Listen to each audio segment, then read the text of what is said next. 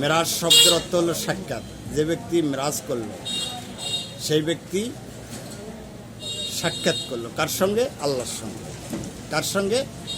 পরম গুরুর সঙ্গে। কার সঙ্গে? এখন রহিম রহমানের সঙ্গে। কার সঙ্গে? হুনুক্তা হে রহমান রহিহু, আলী শক্তি এবং রহিম রহমানের সঙ্গে।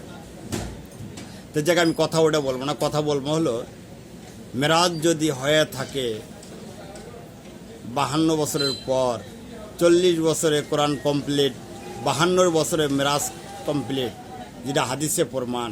তাই 5 ওয়াক্ত নামাজটাও হয়েছে হাদিসে প্রমাণ, কিন্তু কোরআনে কোনো নামাজ নাই, কোরআনে কোনো মেরাজের কথা নাই, কোরআনে যে কোনো নামাজ সম্পর্কে কথা নেই। কিন্তু এই মোল্লারা পাইলেও কথা যে কোরআনে 5 ওয়াক্ত নামাজ সম্পর্কে কথা।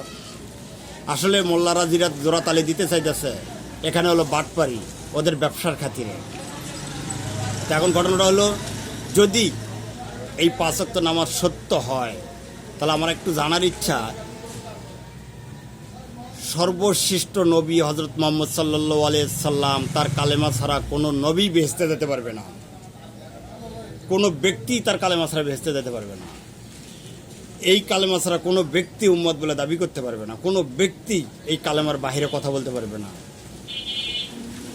যাকে আল্লাহ নিজে দোষ বলতেন, যাকে আল্লাহ নিজে দোষ বলতেন। তাই একটু জানার ইচ্ছা, মুসা নবী এই কালেমার ভারের উপরে আছে, মুসা নবী এই কালেমার উপরে আছে।